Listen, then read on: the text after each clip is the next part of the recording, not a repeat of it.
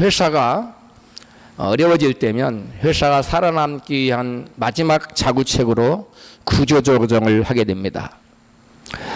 그런데 그 구조조정을 할 때에 비록 좀 부족한 면이 있어도 그 회사의 사장님 마음에 쏙 드는 사람은 결코 구조조정의 대상이 되지 않습니다.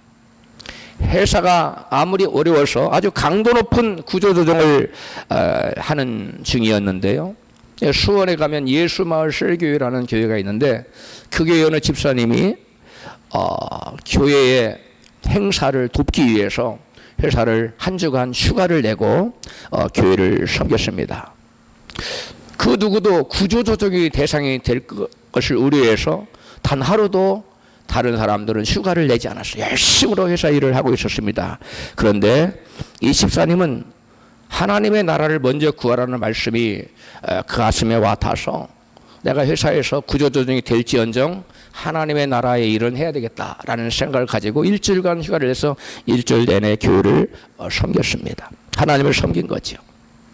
그리고서는 이제 가슴에다가 호주머니에다가 사직서를 써가지고 들고 다니고서 언제든지 사표를 낼 그런 마음을 가지고 교회를 다니고 있는데 어느 날 직장에 가니까 아닌 게 아니라 사장님이 호출이 있었습니다. 사장님 사무실로 들어오라는. 그래서 이제 드디어 올 것이 왔구나 하고 사장님 그 사장실에 들어갔습니다. 그랬더니 그 사장님이 이 집사님 손을 꼭 잡고 그동안 과장님이 회사의 일을 열심히 해주셔서 회사가 지금 아주 어려운 고비를 거의 다 넘기고 있습니다. 아직 회사의 어려움이 다 해결된 것은 아닙니다. 좀 어려움이 있어도 과장님은 동요하지 마시고 끝까지 이 회사에서 남아서 나와 끝까지 회사에서 일했으면 좋겠습니다. 회사가 어려움에 처해서 회사의 구조 조정 중에 회사가 어려워도 다른 분은 몰라도 우리 과장님만큼은 나와 끝까지 회사를 지키자고 이렇게 사장님의 특별한 부탁을 받았다는 것입니다. 회사 사장님으로부터 회사에 남아 달라는 특별한 부탁을 받은 것은 이 집사님이 회사 과장으로서 유능한 그러한 면도 있었겠지만 그 무엇보다도 이 집사님의 이 과장님이 회사 사장님의 뭐에 들었어요? 마음에 쏙 들었던 겁니다. 평상시에 이 집사님은 그 회사에서 여러분 그 회사 사장님 마음에 쏙 들도록 보나 안 보나 나름대로 열심으로 사장님 마음에 쏙 들도록 일을 해왔던 것입니다. 회사 사장님의 마음에만 들어도 구조 조정을 면하는 것은 물론이고 회사에서 승승장구할 수 있습니다. 그런데 하물며 인간의 생사화복을 주장하시는 만왕의 왕 되시고 온 세상을 주권적으로 섭리해 가시는 하나님의 마음에 드는 사람은 여러분 그 인생이 어떻게 펼쳐지겠습니까? 성경은 유일하게 만유의 주 되시는 하나님의 마음에 합한 사람으로 다윗 한 사람을 언급하고 있습니다. 사도행전 13장 22절입니다. 같이 내가 이새의 아들 다윗을 만나니 내 마음에 합한 사람이라 내 뜻을 다 이루게 하리라 하시더니 하나님께서는 세상에 수많은 사람들이 있었지만 그 많고 많은 사람 중에 하나님의 눈에 쏙 들어오는 사람이 있었어요. 하나님의 마음에 쏙 드는 사람이 있었어요. 성경은 그것을 하나님의 마음에 합한 사람이라고 말합니다. 그래서 그 다윗을 통해서 그가 다윗이었는데 나가 그를 통해서 나의 뜻을 이루기라고 하나님 말씀하십니다. 여러분은 어떤 사람이 여러분 마음에 쏙 들어옵니까? 여러분은 어떤 사람이 여러분 마음에 합한 사람이에요?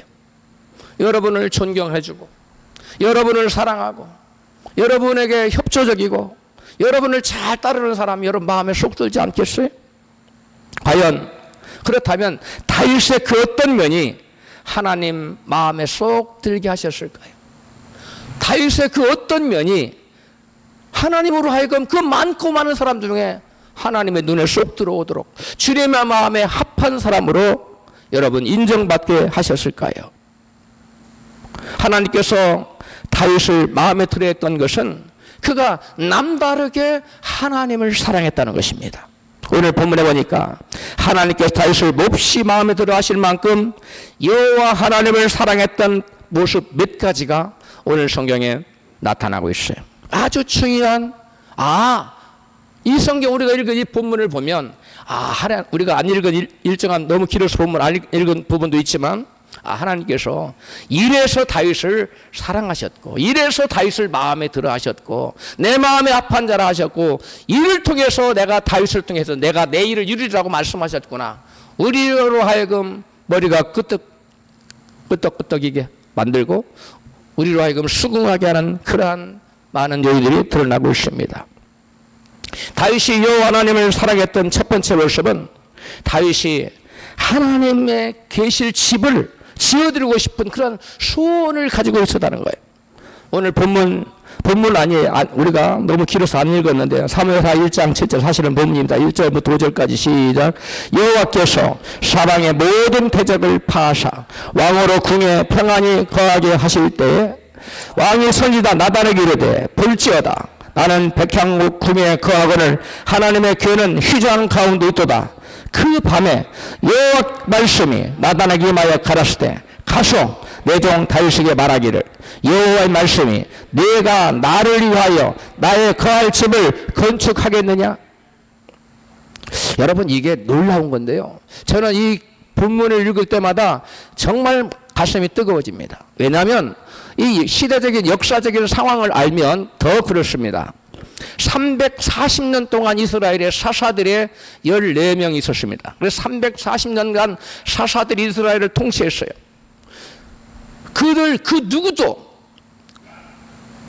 여호와의 전이 여러분 그 휘장 가운데 있다는 것을 가슴 아파한 사람 아무도 없었어요. 그냥 당연하게 여호와의 전은 그냥 휘장 가운데 있는 거야, 이렇게 생각했어요. 그리고 그 위에 다윗의 전임 이스라엘의 초대왕 사울왕 40년 동안에 사울도 여호와의 법궤가 휘장 가운데 있음에도 불구하고 그것을 가슴 아파한 적이 없어요. 그리고 너무나 당연히 여겼어요. 그런데 다윗은 그 광경을 목도하고 자기는 궁에 거하는데, 왕궁에 거하는데 하나님이 계시는 집은 천막으로 너풀거리는 그런 천막 안에 있다는 것이 다윗의 마음에 몹시 불편하게 했고 마음을 아프게 만들었어. 나는 일국의 왕으로서 이런 궁을 짓고 이렇게 참 보란듯이 사는데 만왕의 왕이시고 만주의 주가 되시며 인류의 주인 되시며 섭리다대가 되신 하나님은 어찌 너풀거리는 천막 속에 그 휘장 가운데 있단 말인가. 이런 마음을 정확하게 말하면 80년 동안 거의 400년간에 수많은 그 나라의 통치자들이 그런 마음 아무도 품지 않았다는 겁니다. 그런데 다윗은 다른 사람이 생각하지 못하는, 다른 사람은 자기만 좋으면 좋은 겁니다. 그런데 다윗은 나는 지금 좋은데, 다윗은 나는 지금 에어컨 틀어놓고 너무너무 좋은데 시원하고 하나님 천막에 바람도 안 통하는 그 답답한 곳에 거기 계신 것이 너무나 죄송스럽고 너무나 송구스러웠다는 것입니다.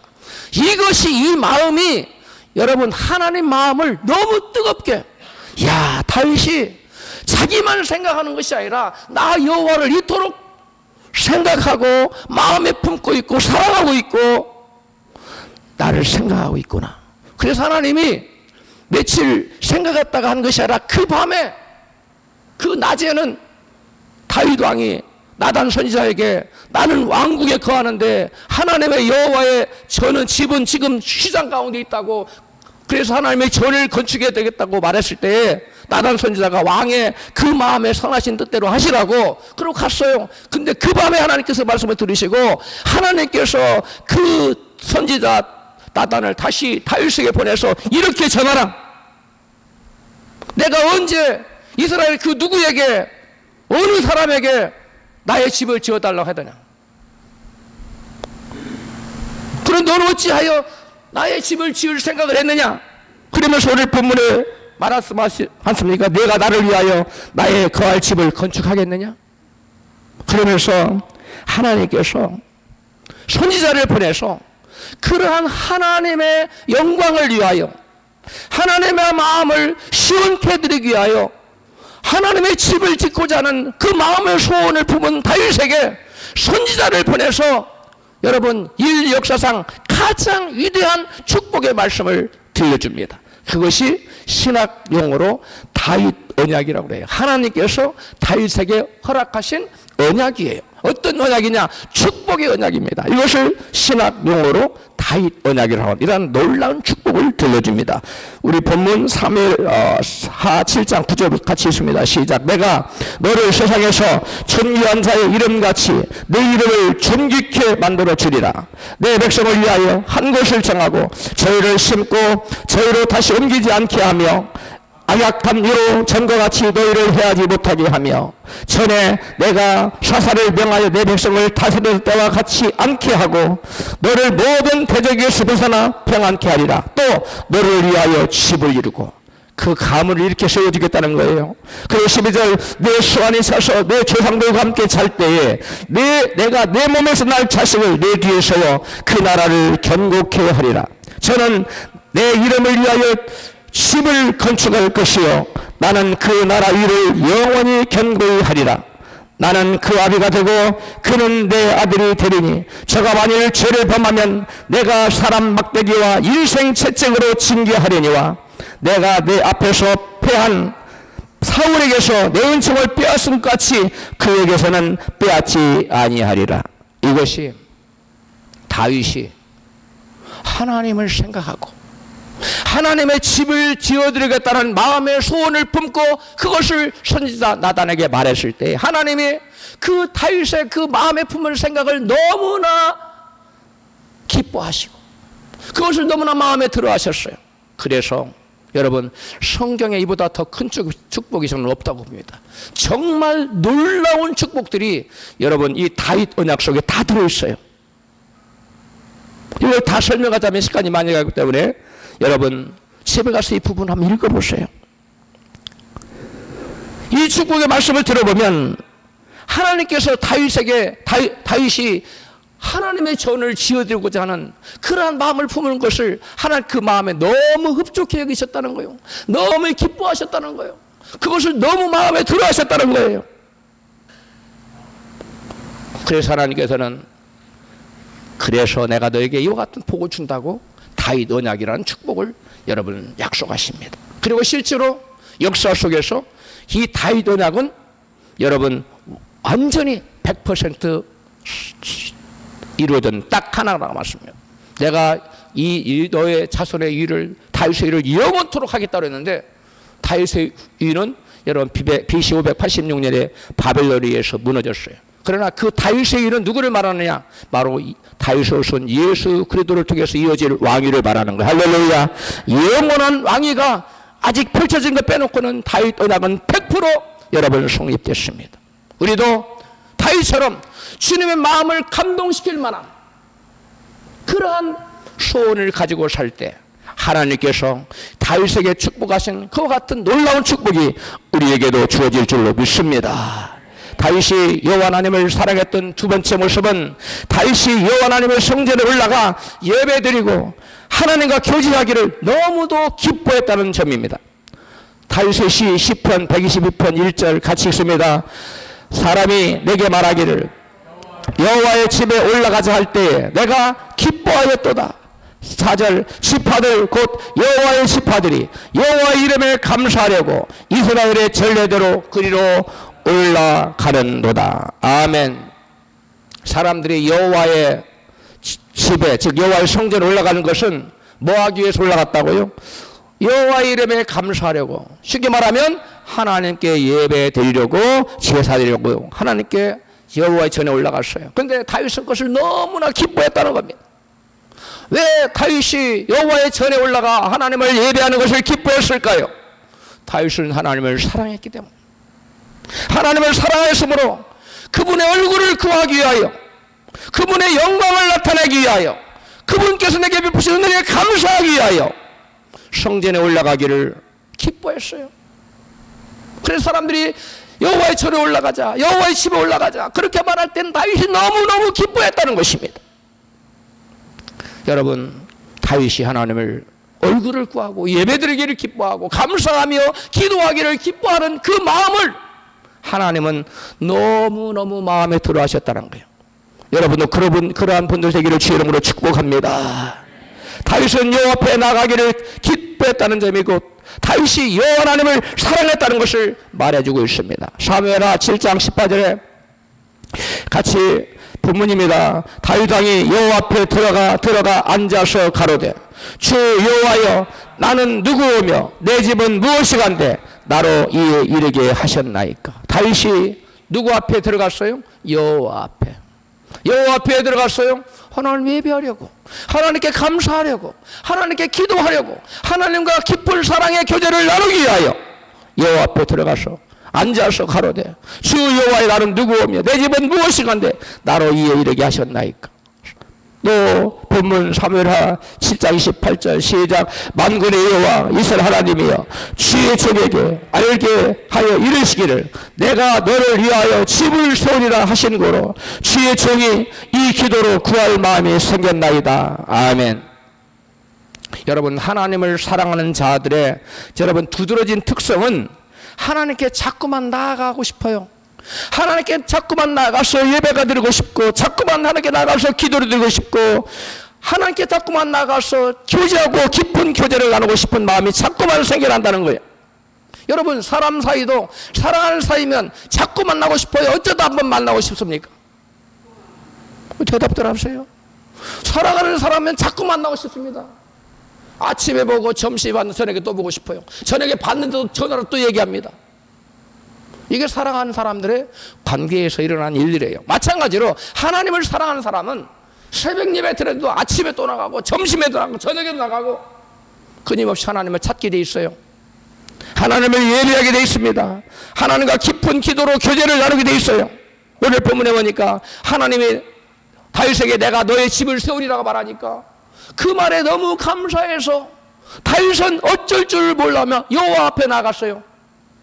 다윗의 선지자 나의 들려는 소리를 듣고 아 그렇구나 하나님 가면 감사 그러고 마른 게 아니라 그 즉시 여호와의 전에 나갔어요. 하나님 어찌하여 나를 이렇게 하셨나이까. 이러한 놀라운 축복을 주시다니 저는 감당하지 못하겠나이다.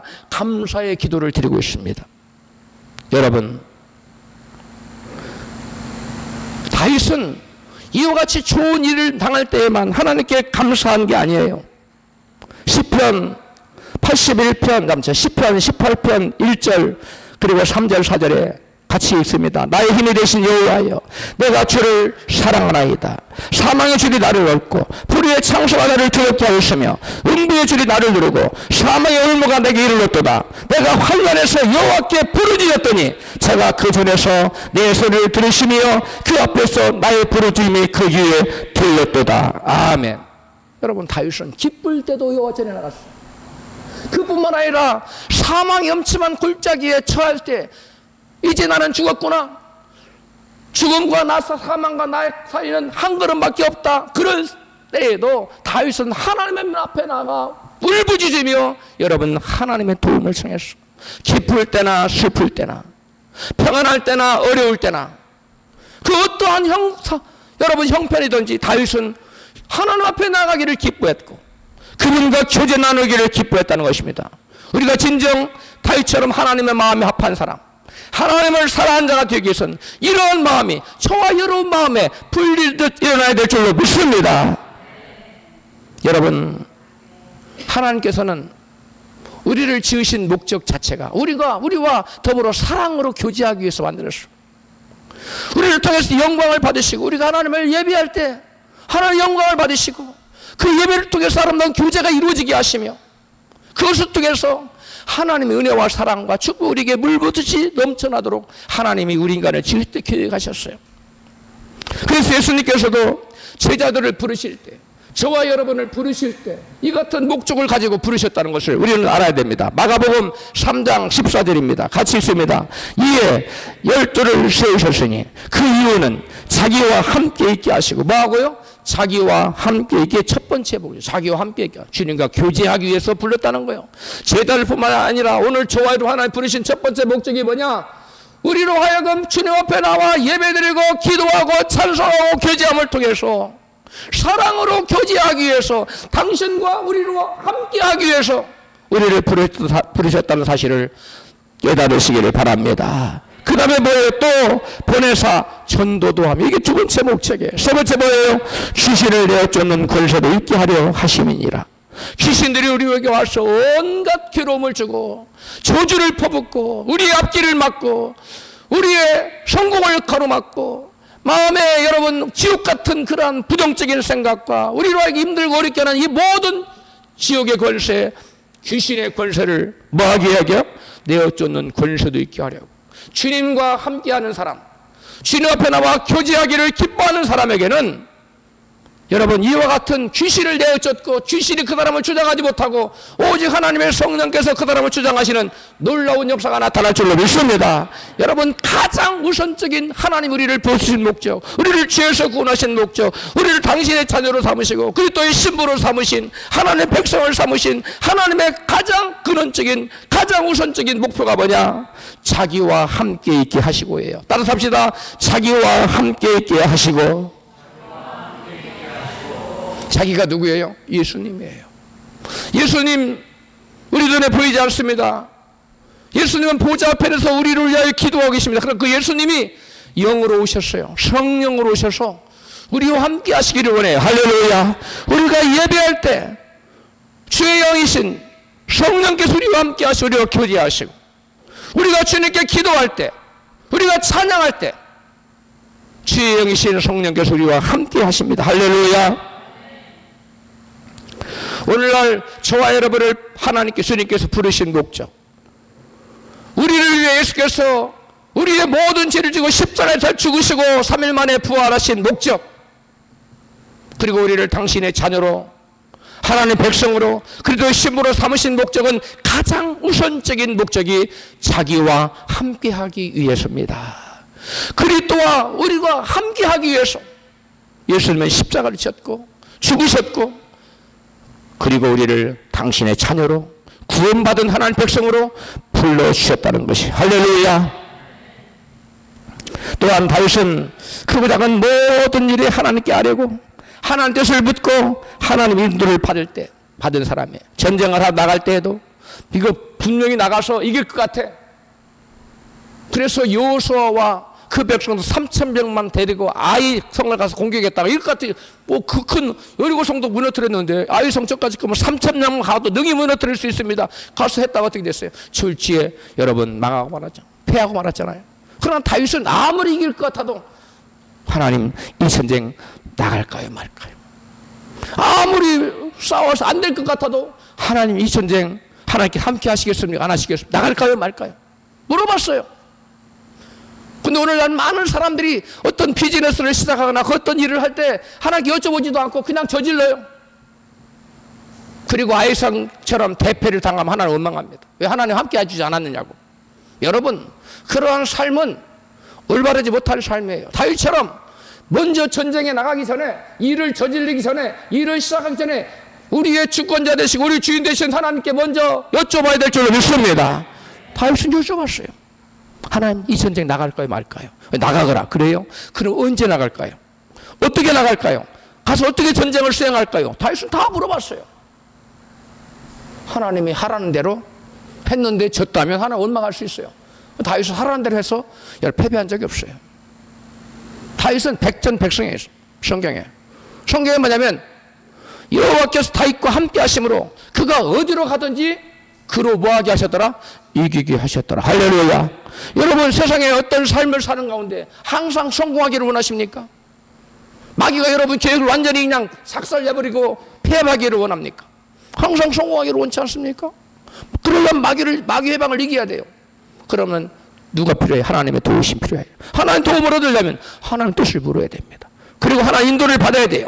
성령 인도를 받아야 됩니다. 성령 인도 안 받지 않고 내 멋대로 나가다가 여러분 패배하고서 하나님 앞에 두 다리 뻗고 원망해봤자 여러분 아무 죄만 짓는 거예요. 크고 작은 모든 일을 하기 전에 주님께 사인을 구하고 성령님 인도를 구하고 성령님 인도대로 나가기를 축복합니다. 사랑하는 교우 여러분, 말로만 하나님을 사랑한다고 말하지 말고 예배와 기도로 하나님을 내가 사랑하고 있음을 여러분 표현해야 됩니다. 시편 29편 13절입니다. 같이 시작. 주께서 가라사대 이 백성이 입술로는 나를 가까이하며 입술로는 나를 존경하나 그 마음은 내게서 멀리 떠났나니 그들이 나를 경외함은 사람의 교명으로 가르침을 받았을 뿐이라. 교훈만 들었을 뿐이에요. 그런 행하지 않아요. 하나님 말로만 사랑해. 하나님 택한 백성 이스라엘이 입술은 하나님을 가까이 했습니다. 하나님을 경외한다고 말했습니다. 그들의 행동은 경외함이 어디 있어요? 온갖 죄를 다 짓는데. 그래서 하나님은 저들이 입술로 나를 가까이 하고 입술로 나를 존경한다고 말하지만 실제로는 그 삶은 저들의 마음은 내게서 완전히 멀리 떠났다고 말하고 있는 거예요. 성경은 그러한 자들을 심하게 질타하고 있어요. 디도서 1장 16절에 같이 읽습니다. 저희가 하나님을 시인하나 행위로는 부인하는 자니 가증한 자요 복종치 아니하는 자요 모든 선한 일을 버리는 자니라. 아멘. 오늘날 예수 믿는다고 하는 수많은 사람들 하나님 시인합니다. 하나님 나를 위해 죽으셨어요. 하나님 나의 주인 되세요. 나의 만왕의 왕에서 입술로는 별소리 다 해요. 하나님 사랑합니다. 하나님 경외합니다. 뭐 별의별 소리 다 해요. 입술로는. 그런데 행동은 그들의 행동을 보니까 주님을 전혀 고려하지 않은 주님을 사랑하는 마음이 1도 없어. 그걸 말하는 거예요. 성령께서 디도를 통해서 저들이 입술로는 나를 시인해. 하나님의 시인해. 그리고 행위로는 다 부인해요. 왜 그래요? 하나님 사랑하는 마음이 없어서 그래요. 하나님 사랑하는 마음을 가지십시다. 하나님을 사랑하는 마음을 가지십시다. 하나님을 경외하면 절대 하나님 경외하는 사람은 죄를 안 져요. 죄는 어디서 발생하냐? 하나님을 경외하는 마음이 마음에서 떠날 때, 하나님을 두려워하는 마음이 마음에서 떠날 때, 그때 범죄합니다. 그때 하나님 앞에도 안 나와요. 그때 기도도 안 나와요. 하나님 교제도 싫어요. 우리는 하나 입술로만 사랑하는 자가 됐으면 안 됩니다. 행함과 진실함으로 예배에 열중하고 기도에 열중하고 하나님 교제하기를 기뻐하는 자가 될 때 하나님 아하 다윗을 보고 그랬듯이 내가 나를 사랑하는구나. 이와 같은 하나님으로부터 인정받는 진정으로 주님을 사랑하는 다윗처럼 주님을 사랑하는 저와 여러분 되시기를 축복합니다. 다윗이 여호와 하나님을 사랑했던 세 번째 모습은 다윗이 하나님께 값진 보물을 마음을 담아서 아낌없이 드렸다는 거예요. 본문 사무엘하 8장 7절입니다. 같이 다윗이 하닷 에셀의 신복들에 가진 금 방패를 빼앗아 예루살렘으로 가져오고 또 하닷 에셀의 고을 베다의 베로데에서 매우 많은 옷을 빼앗으니라. 하마당 도이가 그 아들 요람을 보내어 은그릇과 금그릇과 녹그릇을 보내온지라. 다윗왕이 그것도 여호와께 드리되 그것도 여호와 다른 것도 다 드려 그것도 드렸어요. 제가 정복한 모든 나라에서 얻은 은금 곧 아람과 모압과 암몬 자손과 블레스 사람과 아말렉에서 노력한 것과 같이 다 드렸다는 거예요. 다윗은 자기 왕국에 드리지 않았다는 거예요. 그래서 자기의 소유로 삼지 않았다는 거예요. 마음을 담아서 어디에다 드렸다고요? 여호와의 성전에, 하나님의 전에. 여러분 자기가 노획한 모든 노획물 전리품들을 여러분 전쟁에서 노획물로 얻은 온갖 진귀한 보물들을 자기가 갖지 않고 자기 왕국에 드리지 않고 하나님께 여러분 마음을 달아 드리기를 기뻐하는 사람이었어요. 이것을 보고 하나님은 다윗을 뭐라고 내 마음에 합한 자라고 말하는 거예요. 하나님 아무에게나 너는 내 마음이 아파다 말씀하지 않습니다. 다윗이 이와 같이 온갖 진귀한 보물을 자기 왕국에 드리지 않고 여호와의 전에 드린 것을 왜 기뻐하고 마음에 들어 하셨을까요? 예수님 말씀 보면 알아요. 마태복음 6장 21절 시작. 내 보물이 있는 그곳에는 내 마음도 있느니라. 보물이 있는 곳에 뭐가 있어요? 마음. 그러니까 다윗이 자기가 취한 온갖 진귀한 보물, 다윗 그도 인간인데 자기가 갖고 싶었겠죠. 그러나 자기가 안 가졌어요. 그 마음을 누구에게 드렸어요? 이거 하나님께서 취하게 하신 거예요. 주여 이건 내가 가질 바가 아닙니다. 하나님이 전쟁에 이기게 하셨는데 내가 전쟁에 졌으면 이거 어떻게 이것을 취할 수 있었겠어요? 목숨도 부지하기 어려우시는데 목숨을 부지하는 것은 물론이고 이 엄청난 진귀한 것을 주신 하나님, 이것을 가질 분은 제가 아니라 하나님이십니다. 하나님을 사랑하는 마음을 담아서 그 진귀한 보물을 다 하나님께 드렸다는 거예요. 이 성경을 보면, 이 성경을 읽을 때 제 마음에 참 부끄럽기도 하고 뜨거워집니다. 이야, 다윗의 마음, 주여 나도 모르게 기도가 나와요. 다윗의 이 마음을 제게 부어주소서. 여러분도 그렇게 기도해야 될 줄 믿습니다. 마음이 가는 곳에 재물이 가기 때문에 우리가 하나님을 사랑한 증거로 하나님께서 너희 11조를 드리고 예물을 드리라고 하신 거예요. 마태복음 6장 24절에 한 사람이 두 주위를 섬기지 못할 것이니 너희가 하나님과 재물을 겸하여 섬기지 못하느냐. 이 재물이라는 맘모나스란데, 이게 만문신이에요. 그 만문이라는 그 신에서 동일한 언어예요. 하나님을 참으로 사랑하는 사람은 돈을 쓸 때도 하나님께 드리는 것을 최우선순위에 둬요. 제일 순위에 둬요. 그러나 그렇지 않은 사람은 돈을 쓸 때 자기의 필요를 따라 자기 필요한 거 다 쓰고 난 다음에 쓰다 남은 돈을 하나님께 드립니다. 쓰다 남은 돈을 하나님께 드리는 사람에게는 항상 풍성함이 없는 삶을 살게 돼요. 지금 저는 풍성한데요, 나중에는 그렇지 않아요. 그러나 그러면서도 그 원인을 모르게 됩니다. 그 원인이 뭔지 학개서는 이와 같이 말합니다. 시작. 학개서 1장 9절. 너희가 많은 것을 바랐으나 도리어 적었고 너희가 그것을 집으로 가져갔으나 내가 풀어버렸느냐. 풀어버렸어. 나 만군의 여호와가 말하노라. 이것이 무슨 연고뇨. 내 집은 황무하였으되 너희는 각각 자기의 집에 빨랐습니다. 하나님, 너희는 먼저 그의 나라와 그의 일을 먼저 구하라고 하셨는데 하나님 나라는 상관없어요. 교회는 안중에 없어요. 내 할 일만, 자기 것에만 여러분 혈안이 돼 있다는 거예요. 그럼 하나님 풀어버렸다는 거예요. 많은 것을 얻기로 원했는데 조금밖에 안 남았어. 하나님 먹고 살긴 해야 되니까 조금만 하고. 하나님 풀어버렸다는 거예요. 뭔가 이루어지니 많이 이루어지는 것 같은데 하나님 확 풀어버렸다는 거예요. 제가 일전에 설교 중에 간증했죠. 부동산 한번 하는 사람이, 이돈 장로님이 그때 공부할 때 양말장 처음서 이렇게 할 때 나는 예배 안 나오고 이렇게 해도 하나 이렇게 풍성한 포죠. 벤츠가 몇 대고 집이 몇 개인데 당신은 믿음이 이상하다고. 그런데 어떻게 됐어요? 몇십 년 지나고 하나 훅 풀어버렸어. 하나도 안 나면 거지가 돼버렸어. 우선 뭐가 내게 있다고 여러분 자만하면 안 됩니다. 그리고 지금 내가 뭐가 없다고 기죽을 것도 없어요. 내가 지금 가진 게 없어도요, 하나님 말씀대로 살고 있고 주님이 기뻐하시는 일을 하며 하나님 마음에 합할 사람이 되기만 하면 그 사람의 장래에 소망이 있습니다. 모든 사람이 이 사람이 어찌 이렇게 됐지? 놀라워합니다. 하나님은 진토에서 걸음모드기에서 사람을 높여서 방백과 함께 앉히시는 분이에요. 할렐루야. 지금 뭐가 좀 있다고 거들머리거리고 교만하고 고개를 뻣뻣하게 치켜드는 사람은 하나님 낮추실 날이 올 수도 있어요. 하나님 앞에 겸손해야 됩니다. 할렐루야. 하나님을 사랑하여 드리기를 기뻐하는 자에게는 재물만 주시는 것이 아니라 명예와 권세도 여러분 아울러 주십니다. 본문 사무엘하 8장 12절 함께 읽겠어요. 다윗 왕이 그것도 여호와께 드리되 저가 정복한 모든 나라에서 얻은 은금을 열악한 것들과 같이 드리니라. 다윗이 영국에서 얻은 사람 1만 8천을 쳐 죽이고 돌아와서 명예를 얻으니라. 다윗이 에돔에 수비대를 두되 온 에돔과 수비대를 두니 에돔 사람이 다 다윗의 종이 되니라. 다윗이 어디를 가든지 여호와께서 이기게 하셨더라.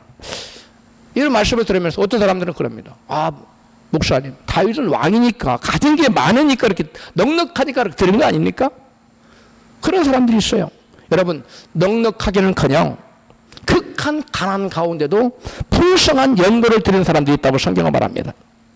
마게도냐 지역에 로마 입구입니다. 거기가 로마의 철성이에요.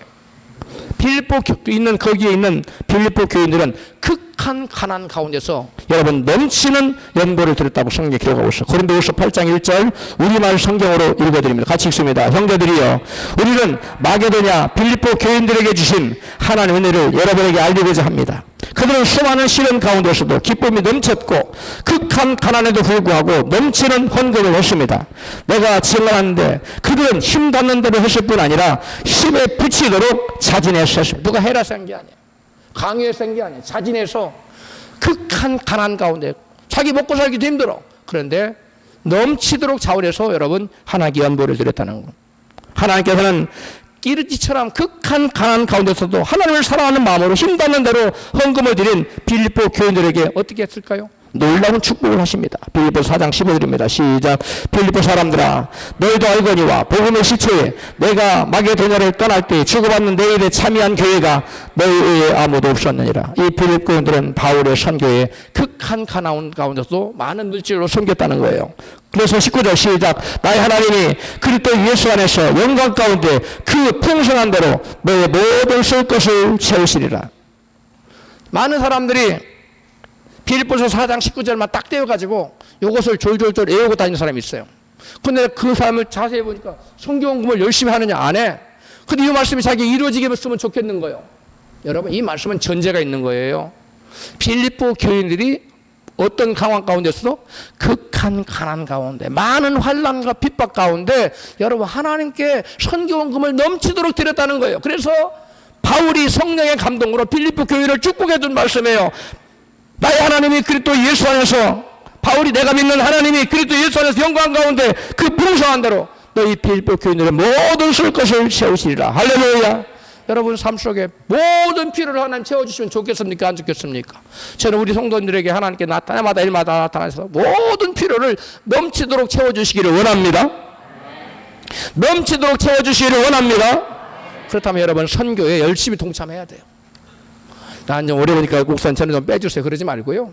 제가 뭐 드린다고 해서 드리고 안 드려도 안 드릴 뿐 아니지만 자원해서 빌립보처럼 교인처럼 선교에 동참하면 어려운 가운데 동참. 하나님은 그를 나몰라라 하지 않아요. 그를 결단코 외면하지 않습니다. 우리 하나님은 바다 잡수시고 입 싹 닫는 그런 분이 아니에요. 세상 사람은 그럴 수 있어요. 우리 하나님은 그렇지 않습니다. 할렐루야. 우리 하나님은 최소한 30배 그리고 60배 나가서 몇 배? 100배로 갚아주시는 분인 줄 믿습니다. 안산에 가면 안산 빛나교회라고 있어요. 근데 그 목사님이 새벽 1시에 철야 기도를 하려고 교회를 나갔더니 한 여집사님이 울며 기도하고 있었습니다. 그 여집사님이 한 주간 동안 교회 건축을 위해서 금식하면서 울면서 새벽 1시께 간절히 기도를 하고 있었어요. 그래서 목사님 뒤에서 가만히 들어보니까 무슨 기도를 하고 있느냐. 우리 목사님 선척 성전 건축 때문에 쓰러지지 않도록 건강을 지켜달라는 기도를 드렸어요. 그리고 이어지는 기도가 뭔가 했더니 하나님 우리 교회 의사 집사님 그리고 사장 집사님 마음을 감동하셔서 건축 헌금 좀 하게 해주세요 라고 간절히 기도를 드리는 거예요. 그 다음날 목사님이 그 집사님 만났습니다. 집사님 간밤에 드린 기도에 하나님께서 응답을 해주셨나요? 물었습니다. 예 목사님 하나님 응답해 주셨어요. 그래서 목사님 너무 신기해서 집사님 의사 집사님 그리고 사장 집사님이 한 2, 3억씩 헌금을 한다고 합니까? 아니요. 그러면 집사님이 무슨 응답을 받았다고 그러세요? 예 하나님이요 저더러 하라고 그래요. 누구를 보고요? 이 가난뱅이 집사님한테 하라고 했다는 거예요. 결국은 이 넉넉지 못한 집사님이 여러분 크게 헌신을 했어요. 그래서 그것을 보고 다른 모든 넉넉한 성도들은 도전을 받고 헌금을 해서 교회가 지어졌다는 것입니다. 할렐루야. 그 교회 출신 부목사님이 김포에 가서 김포 빛나교회를 세웠어요. 그런데 1년 반 동안 전도를 열심히 했는데 여러분 3, 40명 모이던 교회 성도들이 다 떠나버렸어요. 교회를 지어놓고 집사님들이 다 떠나버리고 집사님 아닌 사람 평신도 이제 3, 40명 11조도 안 하고 뭐 이렇게 믿음 없는 사람들 3, 40명만 남은 거예요. 그런데 나머지 집사님 딱 하나가 남았는데 그분이 목사님을 찾아와서 목사님 저도 아무래도 더 이상 교회 신앙생활 하기 힘들 것 같아요. 그래서 목사님 기가 막힌 거죠. 믿음 있는 사람이 하나 남았는데 그 사람도 가겠다는 거. 그래서 구로사님이 다리를 붙잡고 집사님은 좋겠네요. 집게 1시간 2시간 울었대요. 그러니까 그 집사님 같이 울더래요. 근데 그 집사님 떠났을까요? 안 떠났을까요? 예? 안 떠났어요. 그분이 남았어요. 그런데 그 교회가 그 일대에 막 아파트가 들어서는 아파트가 어마어마하게 들어섰는데 여러분 1년 반 사이에 그 30-40명이 지금 300명 400명이 된답니다. 할렐루야. 다음 주에 그분 세미나가 있어요. 전도 세미나가. 여러분 하나님 사랑하십시오. 하나님은 공짜가 없습니다. 하나님께서 우리를 사랑하셔서 독생자를 주셨어요. 예수님은 당신의 목숨을 우리에게 내주셨어요. 사람 사이에서도 존귀하고 귀한 사람, 높은 사람에게는 그 지체에 걸맞게 귀하고 값진 선물을 드립니다. 하물며 만왕의 왕이시고 만유의 주이신 그리고 우리 인간의 생사복을 주장하시는 전능한 하나님께 어떤 것을 드려야 되겠어요? 목사님처럼 돈이 없어요. 돈이 없어. 하나님 돈을 원치 않아요. 여러분 마음과 여러분 몸으로 원합니다. 예배 시간에 교회 나오세요. 나와서 기도하세요. 하나님 저는 몸이 없는데 몸이 없는 사람이 어디 있어요? 저는 드릴 마음 없는 사람이 어디 있어요? 하나님 없는 것 드리라 하는 게 아니에요. 몸이 있는데 마음이 있는데 주님께 드릴 마음이 없는 겁니다. 그게 문제예요. 하나님 그걸 귀하게 여기시고 그걸 받으시기를 그것을 드리시기를 축복합니다. 많이 심는 자는 많이 거두고 적게 심는 자는 적게. 물질에 관한 것만이 아니에요. 이게 많은 사람은 꼭 물질에 그것을 갖다 대. 아니에요. 주님께 많은 시간을 드리세요. 하나님 여러분 많이 도와주실 겁니다. 할렐루야. 또 하나님을 찾기를 여러분 등한히에 내 일에는 정신이 없어. 어떻게 이루려고. 근데 하나님이 이런 뜻을 이루려고 일도 마음이 없어요. 하나님 그런 자들은 어떻게 무슨 일을 이루어 주셨어요? 그런 사람이 하나님의 도움을 받는다는 원하는 것은 여러분 거짓된 마음이에요. 이게 정직하지 못한 마음이에요. 우리 이걸 알아야 돼요. 성령께서는 여러분이 주님과 나와서 교제하기를 원했어요. 할렐루야. 네 얼굴 좀 보자. 너 지금 심중에 있는 그 아픈 마음 나한테 좀 얘기해봐. 사람한테 말하지 말고 너 마음에 원망 불평 사람에게만 막 하지 말고 내게 와서 좀 얘기해봐. 내가 다 수리해 줄게. 소원을 내가 들어줄게. 안 나와. 나오지 않는데 무슨 일이 되겠어요? 주님이 나오시기를 원하시는데 왕의 제장의 저자 김미진 간사는 그녀의 책 서두에서 이런 말을 합니다. 성경은 믿음에 대해 214번, 구원에 대해 218번, 재물에 대해서는 약 3000번 언급한다. 믿음과 구원보다 재물에 대해 10배 이상 더 말하는 이유는 재물이 믿음과 구원보다 더 중요해서가 아니다. 이게 두 줄이 여기 19페이지에 나와 있어요. 그것은 우리가 재물을 하나님만큼 중요한 주인의 자리에 올려놓았다는 것이다. 우리가 재물을 주님을 더 귀하게 여기기 때문에 그러면 안 된다고. 네가 그렇게 살면 망한다고. 우리를 사랑하신 하나님이 우리를 잘되게 하고 성공시키기 위하여 재물에 관해서는 몇 번을 언급했다고요?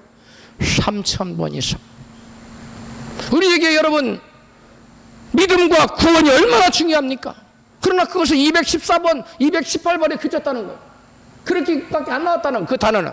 그러나 재물에 관해서 몇 번 이상? 3000번 이상. 여러분 우리의 마음이 하나님께로 가야 될 마음이 재물에게로 가버리기 때문에 하나님을 신으로 우리 하나님으로 섬겨야 되는데 하나님으로 섬기지 않고 재물을 자기 신으로 섬기기 때문에 그래서는 안 된다고. 너희는 나의 다른 신을 섬기지 말라고. 너희는 나의 우상을 마음에 들이지 말라고. 재물을 몇 번 얘기했다고요? 3000번 이상 얘기했다는. 여러분 꼭 일독을 권합니다. 왕의 제정 꼭 읽어보세요.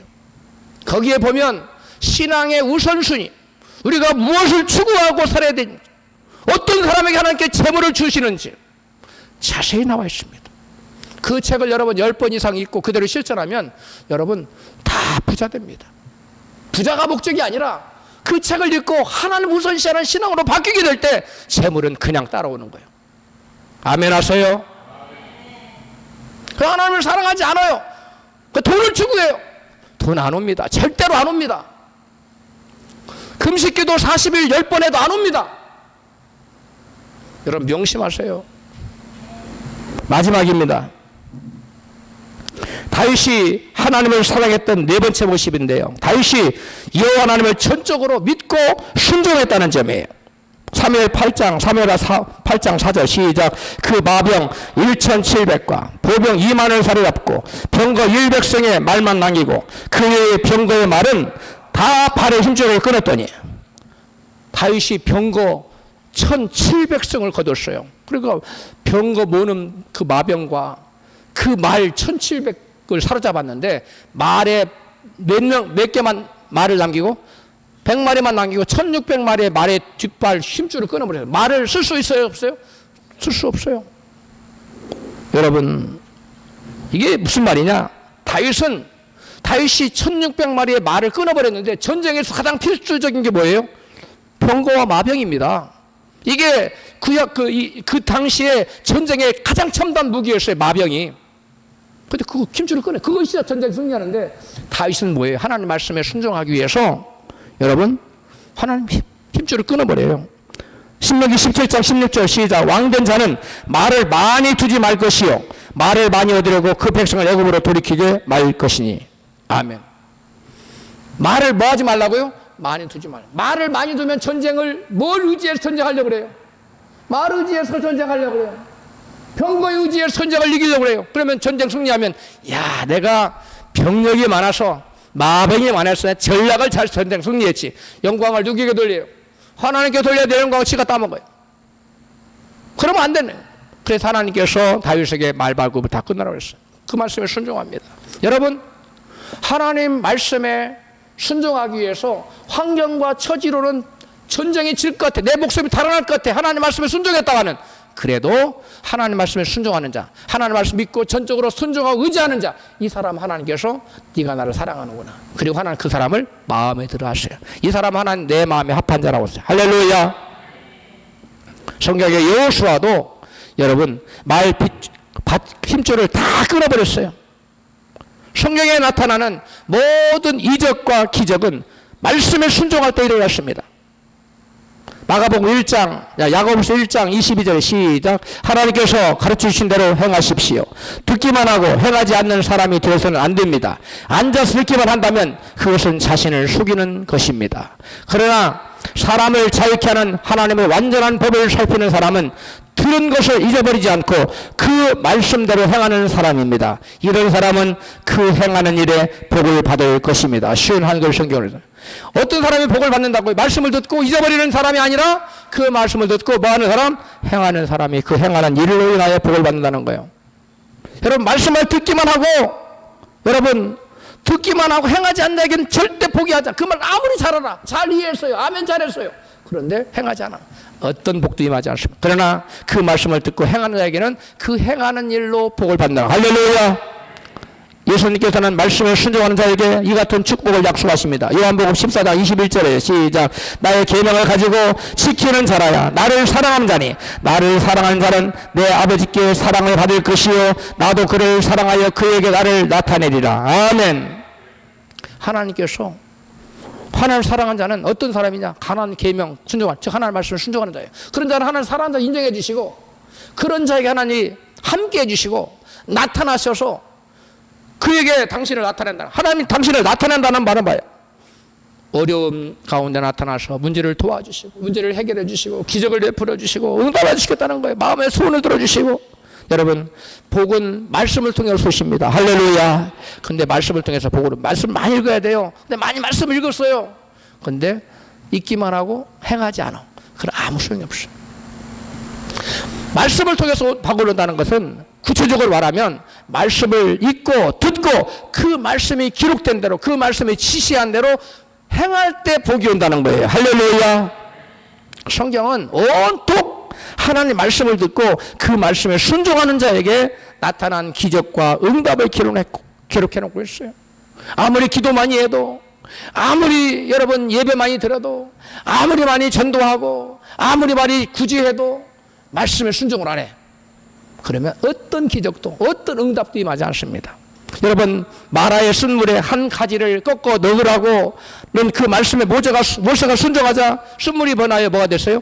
탄물이 변하는 기적이 나타나요. 홍해 앞에서 지팡이를 잡고 손을 내밀어 그 바닷물을 갈라지게 하라 했을 때 모세가 밤새도록 지팡이를 손이 아프지만 들고 있었어요. 그럴 때 여러분 바람이 와서 여러분 홍해가 갈라지는 기적이 나타났습니다. 광야에서 마실 물이 없을 때 반석 앞에 서서 반석으로 그 바위를 치라 그러면 물이 나리라. 그러니까 반석은 말이 안 되죠.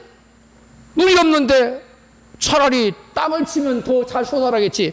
단단한 바위를 치면 물이 더 안 나올 거 아니에요. 그래서 하나 그렇게 하라는 거예요. 그래서 쳤어요. 물이 펑펑 쏟아져서 그 물이 강물이 돼서 이 사람이 다 모아쳤다는 거예요. 말씀에 내 생각과는 도저히 안 맞는 말씀일지라도 반석을 쳐라 물이 나온다. 말이 안 돼요. 그런데 믿고 순종했더니 물이 나왔어요. 할렐루야. 법궤를 메고 요단강을 들어가라. 그 말씀이 떨어지자 제사장들이 여호수아의 명령을 받들어서 하나님의 권위자가 말하니까 여러분 그 물결에 수소를 다 떠나가 죽어요.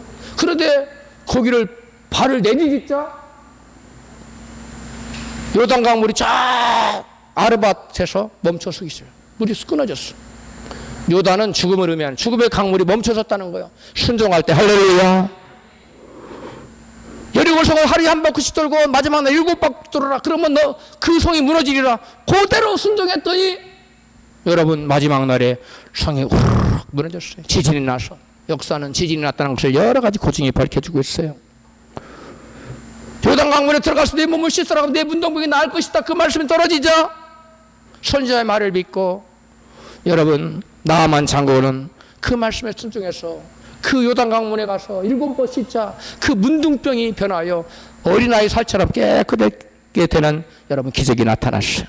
떡을 만들어 먼저 선지자를 공개하라. 마지막 먹을 떡 네가 먹지 말고 선지자를 공개하라. 그러면 떡반죽 그릇에 그 떡 그 물 가루가 마르지 않고 기름통에 기름이 마르지 않을 것이다. 그대로 했어요. 순종했어요. 그랬더니 가뭄이 다가도록 계속 먹어도 가루가 넘쳐났고 먹어도 기름이 넘쳐났어. 문둥이가 물동이에 가득 물을 채워서 연회장에게 갖다 주어라. 하인들이 그 말을 예수님 말씀을 순종해서 그 큰 술통에 포도주 통에 물을 갖다 부었는데 그걸 갖다 연회장에 갖다 주래. 말이 안 되는 거죠. 포도주를 물을 갖다 주라는 거예요. 근데 순종했더니 물이 변하여 뭐가 됐어요? 포도주가 됐어요. 예수님이 말씀하시니 물이 변하여 포도주 됐네. 할렐루야. 예수님 말씀하시니까 그 말씀에 순종할 때 그냥 말씀했다고 된 게 아니에요. 순종하니까 됐다는 거예요.